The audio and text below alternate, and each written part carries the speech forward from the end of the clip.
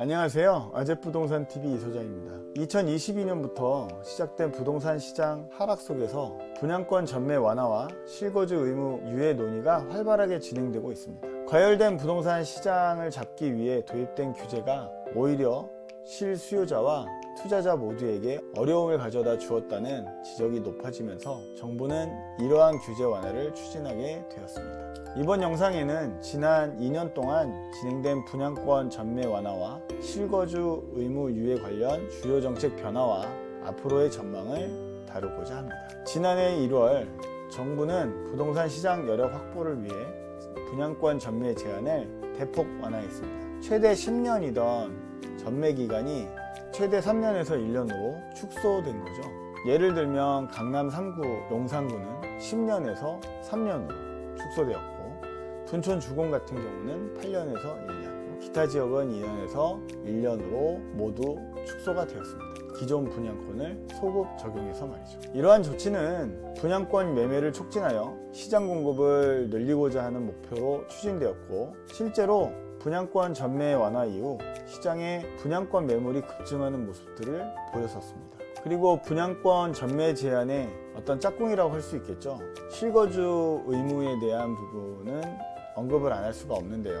분양권 전매 완화와 함께 논란이 되었던 실거주 의무는 2024년 2월에 결국 3년 유예로 결정되었습니다. 하지만 의무 유예 기간 3년은 2년으로 한정된 전월세 계약과 충돌하여 논란을 불러일으키고 있습니다. 다시 말해 실거주 3년 유예된 상황에서 2년 전세나 월세 계약을 한 후 추가 2년의 계약갱신 청구권을 사용하지 못하는 경우 세입자는 어떻게 해야 될까요? 처음부터 4년짜리 임차하여 사용할 수 있는 전월세를 찾아 떠돌아다니던가 아니면 3년짜리 만기 전세 계약을 해야 하는 웃지 못할 상황이 올 수도 있습니다.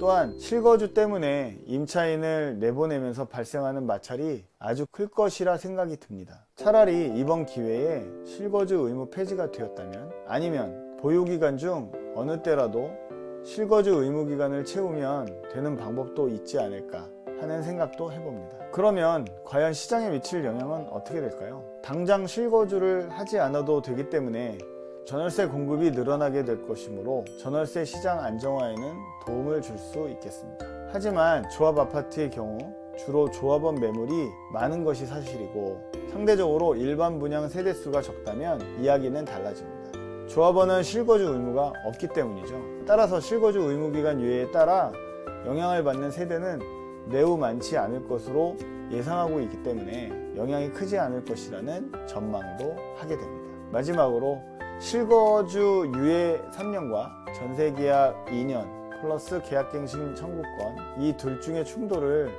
어떻게 해결할지는 사실 정부의 몫이라고 생각이 듭니다. 앞서 말한 바와 같이 집주인과 세입자들의 혼란과 분쟁을 최소화하려면 명쾌한 답을 가져와야 합니다. 부디 3년 후에는 이 실거주 유예가 폐지됐으면 합니다. 오늘 영상은 여기까지입니다. 영상이 마음에 드셨다면 구독과 좋아요, 알림 설정 부탁드립니다. 더욱더 알찬 컨텐츠로 찾아뵙도록 하겠습니다. 감사합니다.